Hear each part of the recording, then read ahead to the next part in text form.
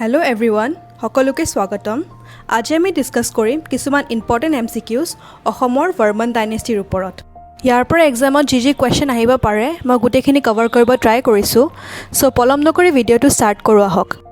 আজিৰ প্ৰথম প্ৰশ্নটো হৈছে What is the first political dynasty of Assam?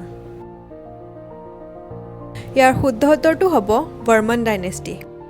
ইয়াৰ পিছৰ কোৱেশ্চনটো হৈছে Who was the founder of Varman Dynasty? ইয়াৰ আনসাৰটো হ'ব Pushyavarman। 3 নম্বৰ প্ৰশ্নটো হৈছে The Varman Dynasty traced their origin from which legendary dynasty? ইয়াৰ শুদ্ধ উত্তৰটো হ'ব Bhoma Dynasty। Bhoma Dynasty founder আছিলে Narakasur। ইয়াৰ পিছৰ কোৱেশ্চনটো হৈছে According to Allahabad inscription, who was the frontier king of Kamrupa who entered into subordinate alliance with Samudragupta? নহলে কোৱেশ্চনটো এনেকেও আহিব পাৰে Who was the contemporary king of Samudragupta from Kamrupa? ইয়াৰ শুদ্ধ উত্তৰটো হ'ব Pushyavarman। ইয়াৰ পিছৰ কোৱেশ্চনটো হৈছে What was the imperial title assumed by Pushyavarman similar to Gupta's? ইয়াৰ আনসাৰটো হ'ব Maharaja Dhiraja। 6 নম্বৰ কোৱেশ্চনটো হৈছে According to Nidhanpur Grant, who was known as Fifth Samudra? আনসাৰটো হ'ব Samudravarman। Next questionটো হৈছে Which book mentions about the Kamrupi princess Amrita Prabha who married to Prince of Kashmir Meghavahana? ইয়াৰ উত্তৰটো হ'ব Rajtarangini। ইয়াৰ পিছৰ প্ৰশ্নটো হৈছে Who was the father of Kamrupi princess Amrita Prabha? ইয়াৰ শুদ্ধ উত্তৰটো হ'ব Balavarman। Next questionটো হৈছে Which of the following Varman king was defeated by Samudragupta in connection with Ashwamedha sacrifice? ইয়াৰ শুদ্ধ উত্তৰটো হ'ব Balavarman। 10 নম্বৰ প্ৰশ্নটো হৈছে Who was the first Varman king to perform 2 Ashwamedha sacrifice? ইয়াৰ শুদ্ধ উত্তৰটো হ'ব Mahendravarman। Next questionটো হৈছে Which of the following were the official language of Varman dynasty?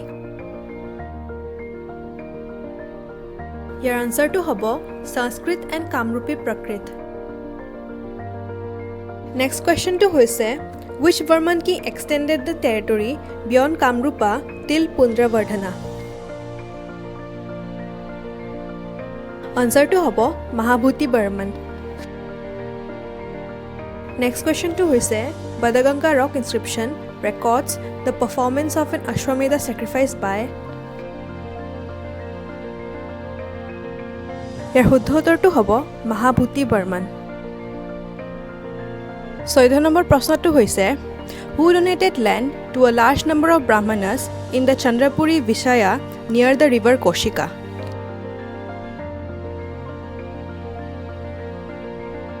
ইয়াৰ শুদ্ধ উত্তৰটো হ'ব Bhutivarman। ইয়াৰ পিছৰ প্ৰশ্নটো হৈছে Which Varman king is also known as Sri Miganka? ইয়াৰ শুদ্ধ উত্তৰটো হ'ব Susthitavarman। Next questionটো হৈছে Which of the following Varman king formed an alliance with Mokari dynasty to fight against the Gaur kings? ইয়াৰ আনসাৰটো হ'ব Susthitavarman। ইয়াৰ পিছৰ প্ৰশ্নটো হৈছে Who was the most powerful king of Varman dynasty? ইয়াৰ আনসাৰটো হ'ব Bhaskarvarman। Next questionটো হৈছে Which Chinese pilgrim visited Kamrupa during the reign of Bhaskarvarman? ইয়াৰ আনসাৰটো হ'ব Yuan-sang। তেওঁ visit কৰিছিলে in 643 AD। ইয়াৰ পিছৰ প্ৰশ্নটো হৈছে Yuan-sang termed Bhaskarvarman as? ইয়াৰ আনসাৰটো হ'ব Brahmana king। 20 নম্বৰ প্ৰশ্নটো হৈছে Who was the court ambassador sent by Bhaskarvarman with different gifts to the court of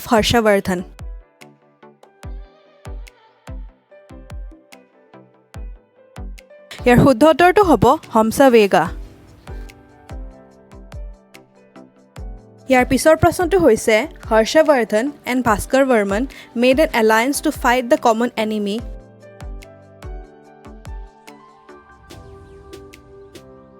ইয়াৰ আনচাৰটো হ'ব শশাংকা। নেক্সট কুৱেশ্যনটো হৈছে which of the following inscription defeat of Gaur Raja Shashanka by Bhaskarvarman can be traced?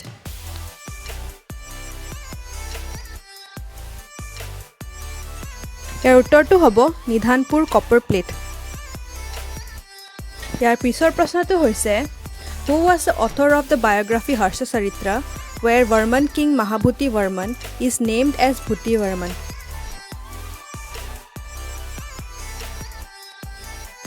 আনচাৰটো হ'ব বানাভট্টা। Next কুৱেশ্যনটো হৈছে what is the account written by Huyen Tsang? ইয়াৰ শুদ্ধ উত্তৰটো হ'ব চিউকি। ইয়াৰ পিছৰ প্ৰশ্নটো হৈছে as per চিউকি what is the total measurement of Kamrupa? ইয়াৰ শুদ্ধ উত্তৰটো হ'ব 1700 miles or 10,000 li। ইয়াৰ পিছৰ প্ৰশ্নটো হৈছে according to Huyen Tsang Bhaskarvarman was a devotee of। ইয়াৰ আনচাৰটো হ'ব Shaivism। ইয়াৰ লগতে Huyen Tsang এইটো মেনশ্যন কৰিছে যে he was tolerant towards other religion।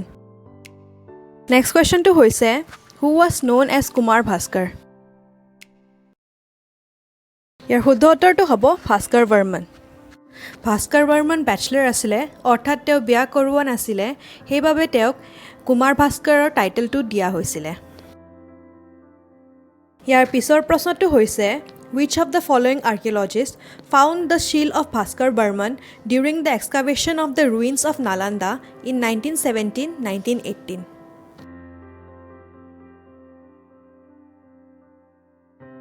ইয়াৰ আনচাৰটো হ'ব ডেভিড বি স্পুনাৰ। নেক্সট কুৱেশ্যনটো হৈছে Umachal rock inscription is associated with. ইয়াৰ আনচাৰটো হ'ব মহেন্দ্ৰবৰ্মন। ইয়াৰ পিছৰ প্ৰশ্নটো হৈছে Badaganga rock inscription is associated with. ইয়াৰ আনচাৰটো হ'ব ভূতিবৰ্মন। নেক্সট কুৱেশ্যনটো হৈছে Nidhanpur copper plate and Dubi copper plate was reissued by. ইয়াৰ আনচাৰটো হ'ব ভাস্কৰবৰ্মন। এইটো ইছ্যু কৰিছিলে ভূতিবৰ্মনে আৰু পিছত ৰিইছ্যু কৰিছে বাই ভাস্কৰবৰ্মন। পিছৰ প্ৰশ্নটো হৈছে Nalanda clay shields of Bhaskarvarman mentions Bhaskarvarman's letter to the head of Nalanda monastery in connection with Huyen Tsang's visit to Kamrup. Who was the head of Nalanda? সেই সময়ত নালান্দা ইউনিভাৰ্চিটিৰ হেড কোন আছিলে? আনচাৰটো হ'ব শিলাভদ্ৰা। আজিৰ শেষৰ প্ৰশ্নটো হৈছে Who wrote the book ৰাজ তৰংগিনী? ইয়াৰ শুদ্ধ উত্তৰটো হ'ব কলহানা। আজিলৈ ইমানেই। আপোনালোকৰ যদি মোৰ ভিডিঅ'টো চাই ভাল লাগিছে লাইক, শ্বেয়াৰ এণ্ড ছাবস্ক্ৰাইব কৰিব নাপাহৰিব। Thank U.